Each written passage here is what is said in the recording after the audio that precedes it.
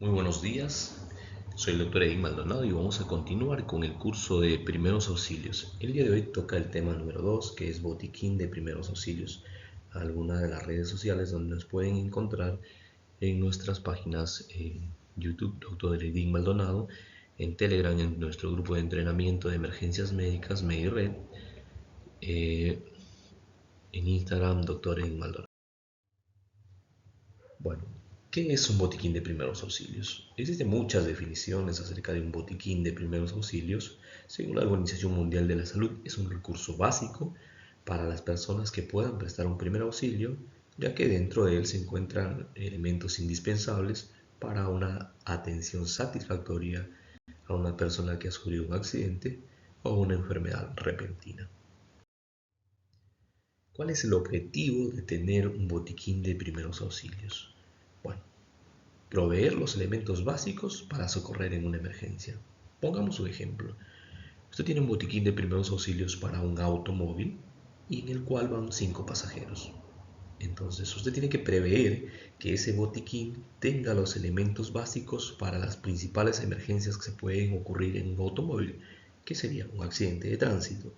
En un accidente de tránsito que va a haber fracturas, cortes, heridas sangrantes, etcétera, ¿no? Entonces, ¿qué debería haber para poder socorrer ahí?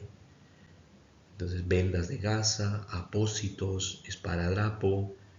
Entonces, es adicional de lo que nosotros habitualmente ponemos, ¿no?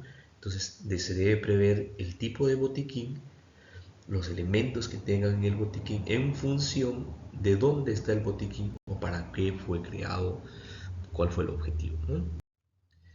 Entonces, ¿cuáles son las recomendaciones que debemos tener acerca del cuidado o cuando tengamos un botiquín de primeros auxilios? Primero, que debe disponerse en un lugar fresco, seco y limpio. Un lugar donde no le llegue el sol directamente, donde no haya mucha humedad, ¿sí? Y el lugar donde no sea contaminado, ¿no? Segundo, que debe ser de un fácil acceso, es decir, que no esté con llave, que no esté bajo una cerradura, que no esté en el caso de una institución, que no esté en la dirección médica, en el caso de una escuela, en la dirección del colegio. Entonces, ahí todo guardado con candado, entonces si no está el director o el secretario, nadie lo puede abrir. Tiene que ser accesible. Tercero, debe ubicarse lejos del alcance de los niños. Los niños copian o hacen algún tipo de actos por repetición. Entonces lo vieron no sé, a través del celular en alguna de las aplicaciones, vieron en una película, vieron en una novela o vieron después de un incidente, tienden a repetir esos comportamientos. Entonces tienen que estar, se dice, por encima de 1,15 m, 1,20 m, que ya a esa etapa, con ese tamaño, los niños son más pensantes o razonantes, ¿no? Mantener en un buen estado, es decir, que se hagan controles de las fechas de vencimiento de cada uno de los productos y para ver pues, si ha habido algún deterioro. ¿Cuáles son los elementos básicos que debe tener un botiquín? Y aquí les presento una mnemotecnia, MAMI.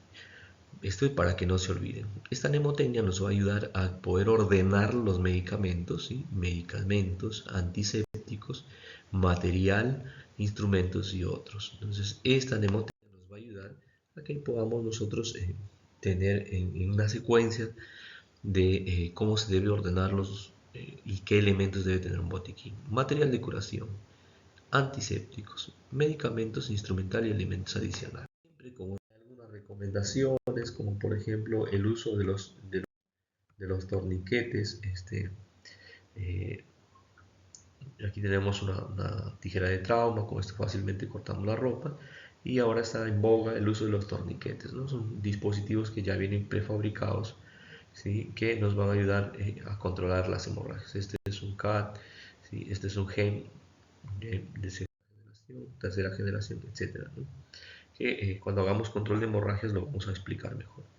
Dentro de los medicamentos que podemos utilizar están los analgésicos que nos ayudan a controlar el dolor, ¿sí? Los antipiréticos que nos ayudan a controlar la fiebre, los antihistamínicos eh, son medicamentos que nos ayudan a controlar los efectos de una reacción alérgica, y ahí tenemos el Benadryl, la loratadina, eh, este, cualquier antihistamínico que pueda ser de venta libre o que ustedes necesiten algún tipo de condición especial. Por ejemplo, dentro de nuestro grupo, de nuestra familia, hay alguien que es alérgico a las picaduras de insecto, de abeja, etcétera.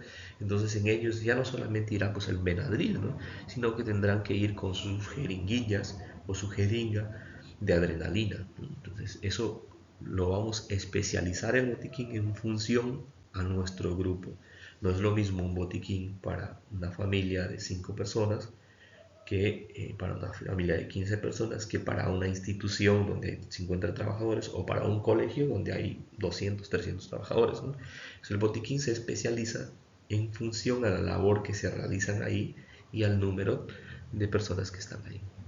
En el caso de los antiespasmódicos, sí, recomendamos la buscapina, el Sertal, nombres comerciales, o cualquier otro antiespasmódico que nos va a ayudar a controlar tanto los espasmos musculares o los espasmos, ya sea del tracto digestivo, de la vía biliar o del aparato genitourinario. Entonces con eso nos ayudaría a que la persona no entre en un cuadro neurológico, o sea, que el dolor lo pueda deprimir tanto, nos pueda hacer una parada cardiorrespiratoria por dolor, y nos dé chance, tiempo para poder llamar a la ambulancia, que venga la ambulancia y que terminen de hacer la asistencia o se lo lleven al hospital, ¿no? En el caso de un infarto agudo del miocardio, ustedes saben que durante los primeros minutos, si el paciente presenta dolor retroesternal de tipo opresivo, como pisada de un elefante, que se irradia hacia el brazo izquierdo, la mandíbula, hacia el hombro derecho o hacia el tórax posterior, debemos darle antiagregantes plaquetarios, ¿no?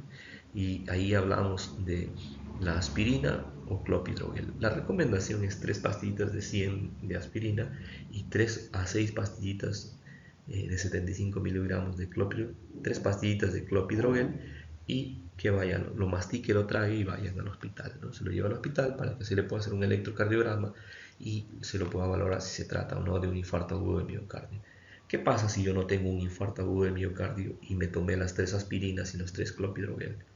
No pasa nada, no va a pasar nada, a menos que usted tenga una condición básica como por ejemplo la púrpura o alguna enfermedad sangrante, una úlcera gástrica, que tendría que hacer un chequeo, un control seguido, ¿no? Después sangrado con eso no va a tener.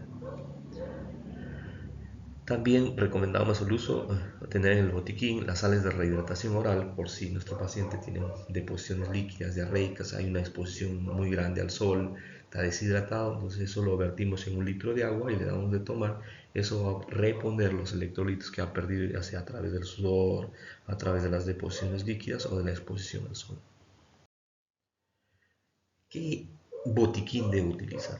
Existen muchísimos tipos de botiquines. Esto, por ejemplo, las personas que van a un tipo de marcha, de campaña, ¿no? Es decir, no sé, van de excursión, etcétera, llevan su botiquín tipo a la cintura, ¿sí? Con algunos elementos.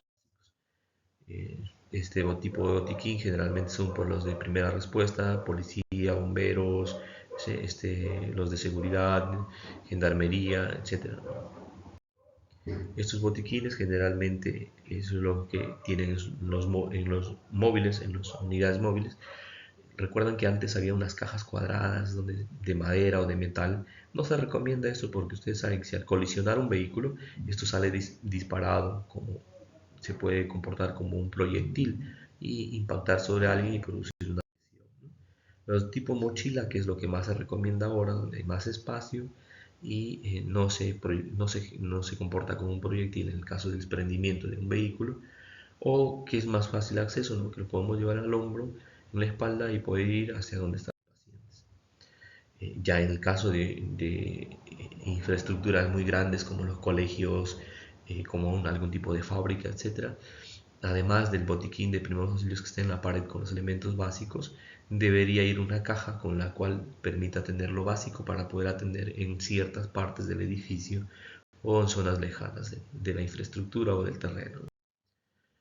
Y por último, les hago la recomendación que no se olviden de la mochila de emergencias, donde el botiquín forma parte de la mochila de emergencia en el caso de un evento de gran magnitud, tengan los elementos necesarios para poder socorrer al menos por 48 horas esta emergencia.